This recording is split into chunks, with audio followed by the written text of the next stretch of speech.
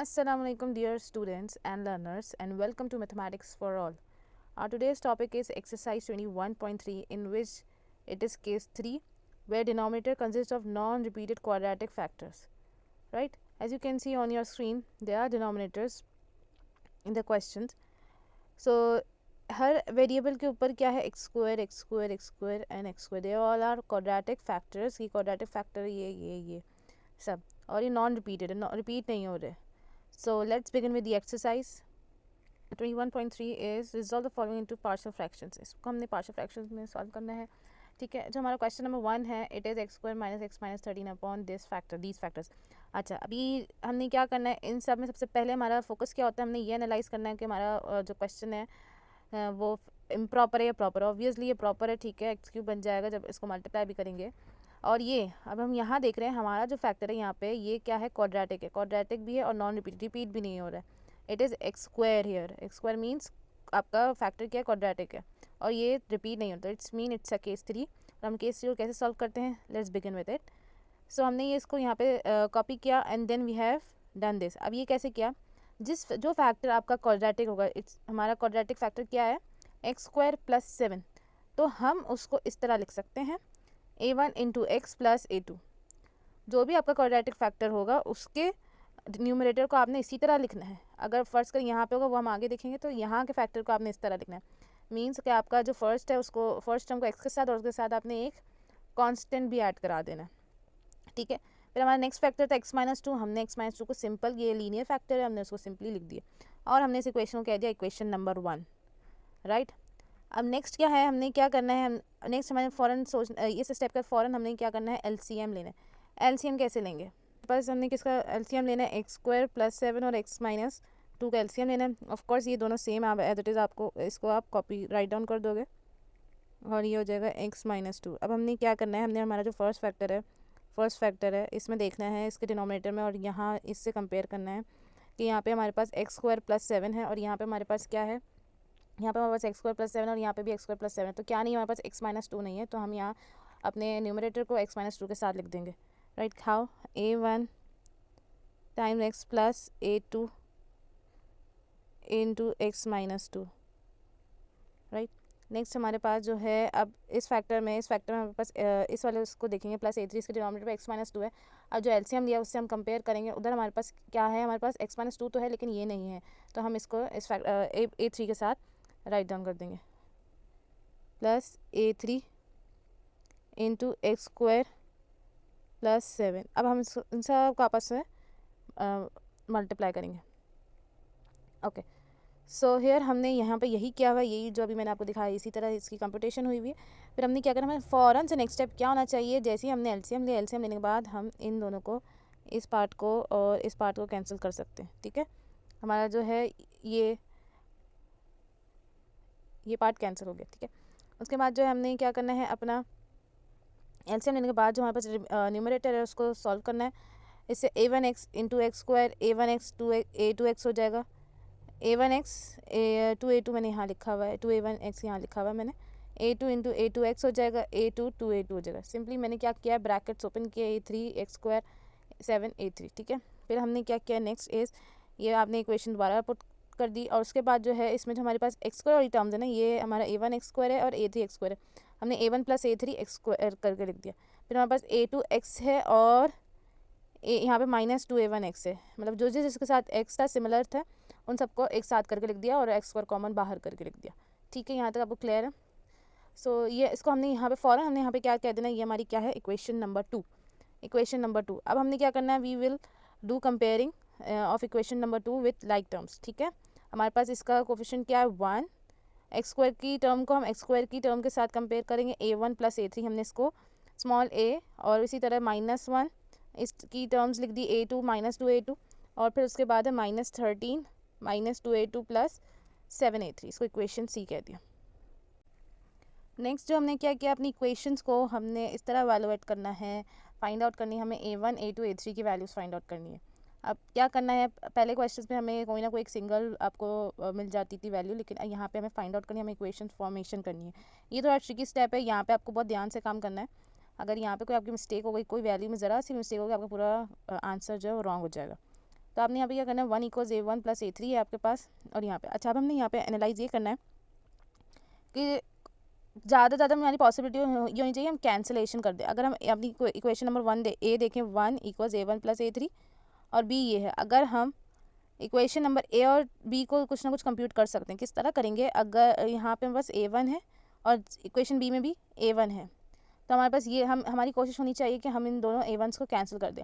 अब यहाँ हमारे पास यहाँ पर तो 2A1 है, लेकिन यहाँ पे हमारे पास क्या है, कुछ भी नहीं है। A1 का कोई भी कोफिशिएंट 1 कोफिशिएंट है और हमें यहाँ पे लेकिन नीड किसकी है, 2 की है। तो हम क्या करेंगे, पूरी इक्वेशन ए को 2 से मल्टीप्लाई कर देंगे।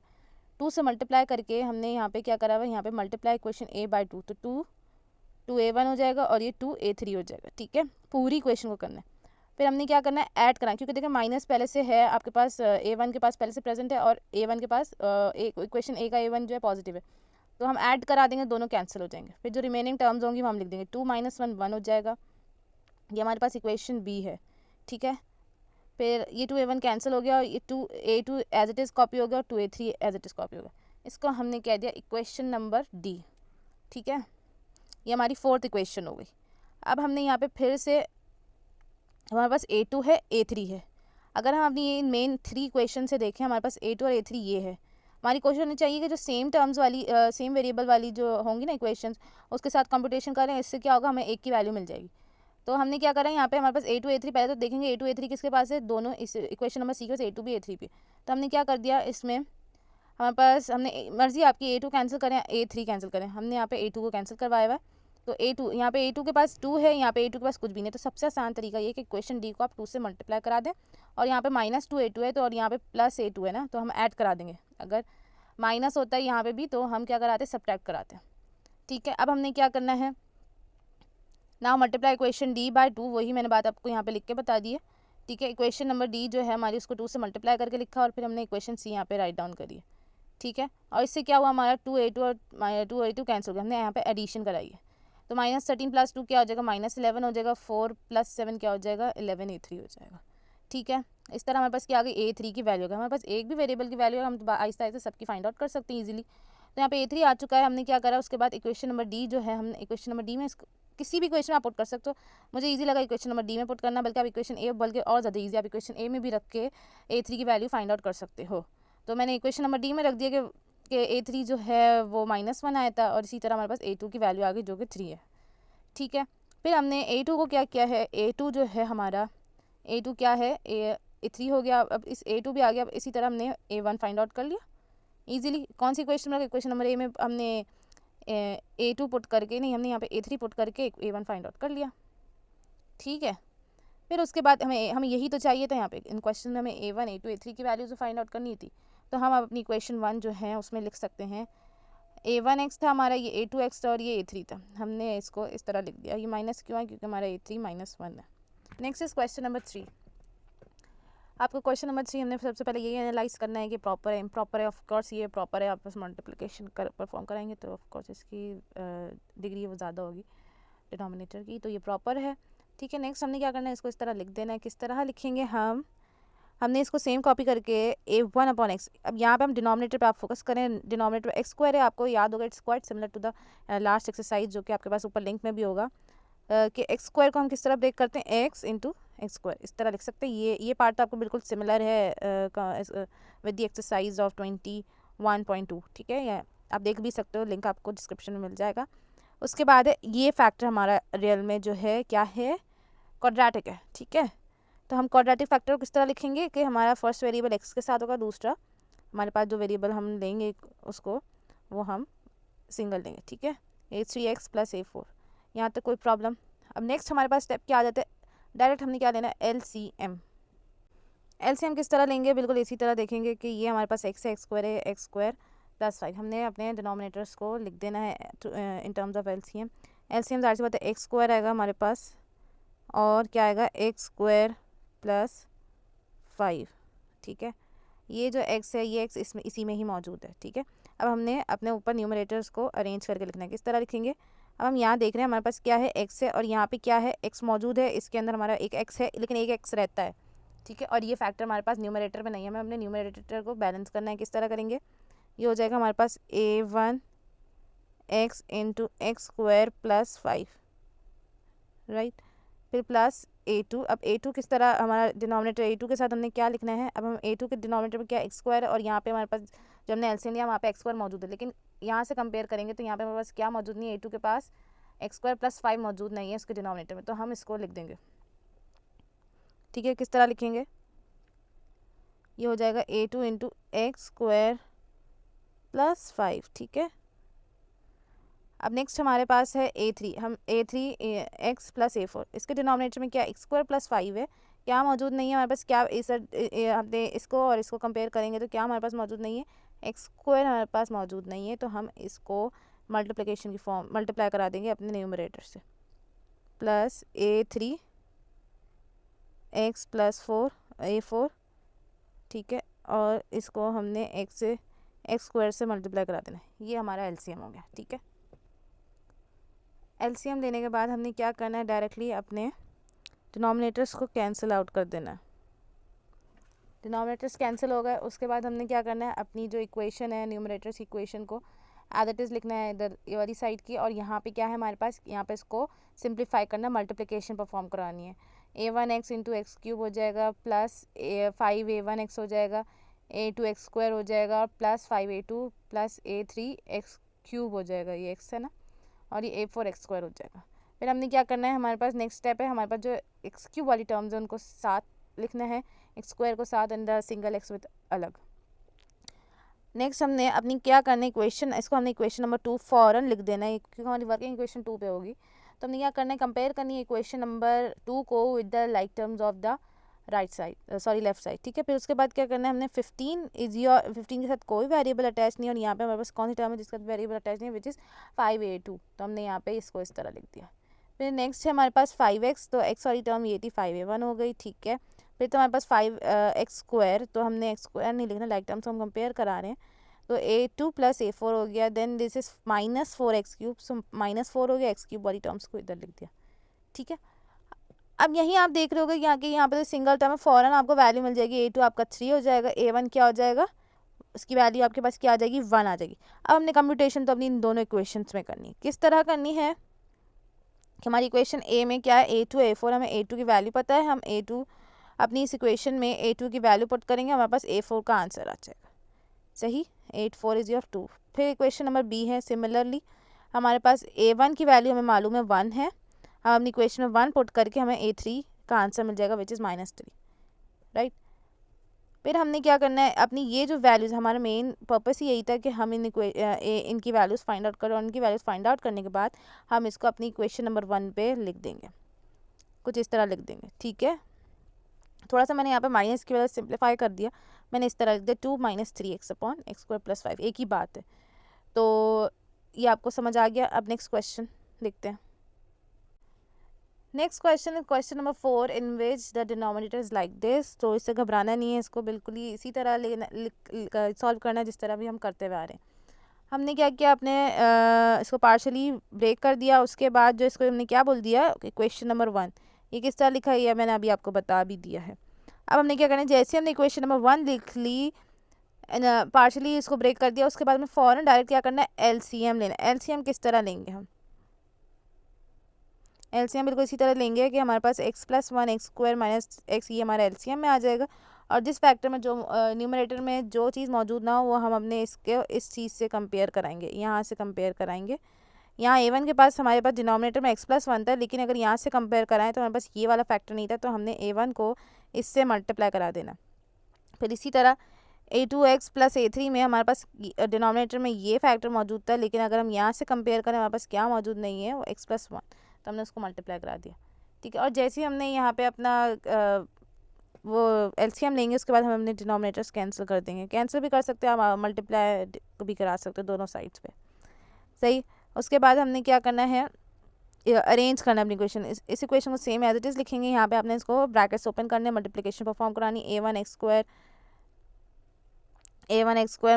Minus a1x + 3a1 and so on. ठीक है, ये आप देख सकते हो, मल्टीप्लाई कराना है। ठीक है, फिर हमने क्या करना है, जो हमारे पास जो लाइक टर्म्स थी उसको हमने एक साथ लिख दिया है, जिनके वेरिएबल्स जो हैं सेम थे, हमने उनको साथ लिख दिया है।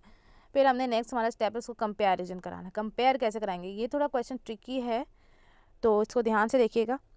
तो यहाँ पे एक्स स्क्वायर के साथ हमने कंपेयर करा दी। 3 = a1 + a2 - 1 a2 + a3 - a1, ठीक है, इक्वेशन बी कह दिया। और उसके बाद जो है हमारा 1 जो है उसको हमने सी कह दिया, ये राइट डाउन करके, ठीक है। अब यहाँ पे हमारे पास थोड़ी सी कॉम्प्लिकेटेड देखने में लग रही इक्वेशन बी है, तो हम इसको थोड़े बाद में सॉल्व कर लेते हैं। पहले हम क्या कर लेते हैं, इक्वेशन नंबर ए और सी को सॉल्व कर लेते हैं। अब हम क्या देख रहे हैं, यहाँ पे हमारे पास जो इक्वेशन ए है और इक्वेशन सी है, इससे सबसे पहले हम क्या कैंसिल कर सकते हैं। यहाँ पे a1 a2 है, a1 a3 है, तो a1 रिपीट हो रहा है, a1 को हम कैंसिल कर सकते हैं। यहाँ पे बस 3a1 है, यहाँ पे बस a1 है सिंपली, तो हम इस वाली इक्वेशन ए को 3 से मल्टीप्लाई करा देंगे। मल्टीप्लाई इक्वेशन ए बाय 3, तो हमें ये चीज़ मिल जाएगी 9 = 3a1 + 3a2। अब और इक्वेशन सी हमने एज इट इज लिख दी। तो अब हमारे पास ये क्या था, दोनों ऐड हो रहे थे, 3a1 ऐड होता है, लेकिन हमें ऐड तो नहीं कराना, हमें कैंसिल करवाना है, तो हम सब्ट्रैक्ट करा देंगे, ठीक है। We will cancel out it, और उसके बाद हमने अरेंज करके लिख दिया। हमारे पास रिमेनिंग क्या बचा था, 3a2 - a3, और 9 - 1 is your 8, so this becomes your equation number D। बस 4 इक्वेशंस आ गई, A B C and D, ठीक है। अब हमें अभी भी हम देख रहे हैं हमारे पास कोई भी एक ऐसी टर्म नहीं है जिसमें हमारे पास A1 हो, A2 A3 A1 है, A1 A3 है, तो रिपीट हो रही हो तो हम कैंसिलेशन करा दे। तो हम क्या करेंगे, हम यहाँ देखते हैं हमारे पास जो इक्वेशन नंबर डी, हम मतलब हमें एक और हमें फिर इक्वेशन फॉर्म करनी पड़ेगी। वो कैसे कर रहे हैं हम, कि इक्वेशन नंबर डी को यूज़ करते हुए कर रहे हैं। जो हमारी इक्वेशन लास्ट इक्वेशन है ना, फोर्थ इक्वेशन, जो उसको लाजमी यूज़ किया करें, उसको किसी के भी साथ लाजमी यूज़ करेंगे, वो आपकी दूसरी इक्वेशन बन जाएगी, और कोई ना कोई ऐसी वैल्यू आपको मिल जाएगी जिसको आप सॉल्व करके आपको अपने a1 a2 या किसी भी वेरिएबल की वैल्यू मिल जाएगी। तो ये हमने इक्वेशन नंबर डी है, डी को हमने किसके साथ सॉल्व किया, इक्वेशन नंबर बी हमने नहीं सॉल्व की थी, उसी के साथ हमने इसको सॉल्व कर दिया। अब हमने किस तरह किया, हमारे पास इक्वेशन डी को देखेंगे, बी में तो तीनों वेरिएबल्स आ रहे हैं, हमारे डी में क्या है, a3 आसान है। और हम यहाँ पे भी देखें हमारे पास a3 सिंगल है, हमें कोई मल्टीप्लिकेशन और करवाने की ज़रूरत नहीं, सिर्फ डायरेक्ट हमने क्या कराना है, इक्वेशन बी और डी को ऐड करा देना है। हमने यहाँ पे इक्वेशन बी लिखी, और फिर हमने यहाँ पे क्या लिखा, इक्वेशन नंबर डी लिखी है, ठीक है। और इससे क्या हुआ, हमने उसको ऐड कराने से हमारे क्या हुआ, a3 हमारे कैंसिल हो गए, ठीक है। और बाकी रिमेनिंग टर्म्स को हमने एज इट इज लिख दिया। 8 - 1 is your 7, a2 a3 is your 4 a2, and -a1 आपके पास एज इट इज आ जाएगा। इसको हमने क्या कहते हैं, equation number E, which is your 5th equation. अच्छा, अब जाके हमें कोई दो ऐसी इक्वेशन मिली हैं, इक्वेशन नंबर ए और ई, जिसमें हम देख रहे हैं a1 भी आ रहा है, a2 भी आ रहा है, तब जाके हम आगे वैल्यू फाइंड आउट कर सकते हैं। अब यहाँ पे हम देखें हमारे पास सब डिफरेंट आ रहे थे, A1 हमारे अंदर तीनों इक्वेशन सब डिफरेंट थे हमारे, ठीक है। अब जो है हमने क्या करना है, इस वाली इक्वेशन नंबर ई को यूज़ करते हुए ई को और ए को हमने क्या करा दिया, ऐड करा दिया। क्यों ऐड कराया है, हम a1 को कैंसिल कर रहे हैं, यहाँ पे भी a1, कोशिश क्या करें हमारी जो इक्वेशन में जिसके पास हमारे पास कोफिशिएंट नॉब वाली यूज़ कर लिया करें, उसको उसके अकॉर्डिंग चला करें, ठीक है। a1 और a1 को हमने क्या करा दिया, कैंसिल करा दिया है by adding equation number 3 and equation number A. इसको कराने से हमें क्या हुआ, हमें a2 की वैल्यू मिल गई, विच इज़ इसको ऐड किया तो 5a2 हो गया, और NTC और 10, और a2 की वैल्यू क्या आ गई, 2 आ गई, और हमें एक वैल्यू मिल गई। जब तक हमें एक वैल्यू ना मिले, हमें ये हमने तकरीबन इसमें 5 इक्वेशंस बनाई हैं, 5, तो हमें करनी पड़ती इक्वेशंस बनाना पड़ेगी हमें, ठीक है। इट शुड बी, हमारे पास नंबर ऑफ अननोन 3 थे ना, तो हमारे जब 3 है ना, तो मोर देन 3 हमारी नंबर ऑफ इक्वेशंस बनेगी, 3 नहीं बन सकती, 3 से ज़्यादा बनेगी। अच्छा, a2 की वैल्यू मिल गया। अब दैट्स a की भी वैल्यू मिल जाए ना, बहुत ईजी, हम कहीं पे भी पुट, हमने a में पुट कर दिया, a में a2 की वैल्यू पुट करी, हमारे पास क्या आ गया, a1 आ गया। इक्वेशन नंबर सी में हमने a2 की वैल्यू पुट करी, सॉरी a1 था हमारे पास, इक्वेशन नंबर सी में a1 तो हमारे पास आ गया, a3 फाइंड आउट करना था, तो a1 की वैल्यू पुट करेंगे, जो कि हमें a2 रख के मिल गई थी, तो हमने a3 की वैल्यू फाइंड आउट कर ली। तो ये आप सिंपल ईजी कंप्यूटेशन ही आप कर सकते हो। अब हमें यही हमारा मकसद था क्वेश्चन को सॉल्व करने का, हमें हमारे जो a1 a2 a3 है वो मिल जाए। अब वो हमें मिल गए ऑफ कोर्स, तो हम अपनी इक्वेशन 1 में a1 a2 और a3 की वैल्यू पुट कर सकते हैं। सिंपली यहाँ पे क्या हुआ है, हमने अपनी इक्वेशन नंबर 1 में a1 a2 a3 की वैल्यू पुट करी हुई। तो आपको ये समझ आ गया होगा। From this exercise 21.3 we have done the question number 1, 3 and 4। 4.1 is lengthy and tricky, and 3.1 also. बाकी क्वेश्चन नंबर 2 समहाउ उसका डिनोमिनेटर सिमिलर है from the question number 1 and 5 as well. So आप लोग समझ आया होगा ये आंसर जो सॉल्व किया। अगर कोई भी क्वेरी आप कमेंट कर सकते हैं, और for the appreciation you can like it, subscribe it and share it. Thank you so much.